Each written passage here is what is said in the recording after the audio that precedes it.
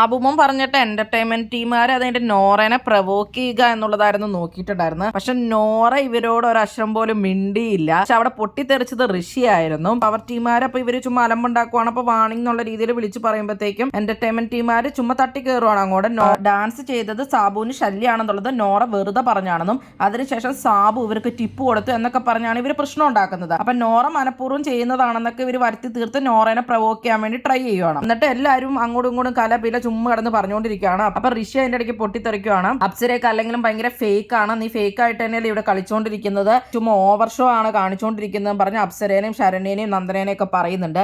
അങ്ങനെയാണ് ആ വഴക്ക് കിടക്കുന്നത്. പക്ഷെ നോറ പ്രവോക്ക് ആയിട്ടില്ല. നോറ സൈലന്റ് ആയിട്ട് തന്നെ നിൽക്കുവാണ് എല്ലാം കേട്ടോണ്ട്. ഈ എന്റർടൈൻമെന്റ് ടീമുകാർ പക്ഷെ കണ്ടവനം ഓവറായി പോയി. അവർക്ക് കുറച്ച് ചെയ്തിട്ട് നിൽക്കുവാണെങ്കിൽ കുറച്ചുകൂടി ബെറ്റർ ആയിരുന്നു. അപ്പൊ ഇടയ്ക്ക് റസ്മിൻ ചെന്നിട്ട് സാബുമോനോട് ചോദിക്കുകയും ചെയ്തു ഇതെന്താ പ്രാങ്ക് ആണോ എന്നുള്ളതൊക്കെ.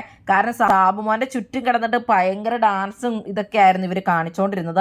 അതൊക്കെ നല്ല ബോറായിട്ടുണ്ടായിരുന്നു. പ്രാങ്ക് അതിന്റെ കൈവിട്ട് പോയി എന്ന് തന്നെ പറയാം. ഭയങ്കരമായിട്ട് പ്രൊവോക്ഡ് ആയി. ഋഷിയോടൊപ്പം ഋഷി പറയുന്നുണ്ട് നീ നന്നായിട്ട് അഭിനയിക്കുന്നുണ്ടായിരുന്നു, നിന്റെ ഓവർ ഷോ ആണെന്നൊക്കെ പറയുന്നുണ്ടായിരുന്നു. ഞാൻ അത്രയെങ്കിലും അഭിനയിക്കുന്നുണ്ടല്ലോ, നീ അതുപോലും ചെയ്യുന്നില്ലല്ലോ എന്നൊക്കെ അപ്സര പറയുന്നുണ്ടായിരുന്നു. ഇത്രയും കൊല്ലമായിട്ട് ഞാൻ അഭിനയിക്കാനാണ്, എന്റെ കരിയറിൽ കയറി കളിച്ചു, എനിക്ക് അഭിനയിക്കാൻ അറിയില്ലെന്ന് അപ്സര പറഞ്ഞു എന്ന് പറഞ്ഞ് ഋഷി പിന്നെ അവിടെ വൻ പൊട്ടിത്തെറിയായിരുന്നു.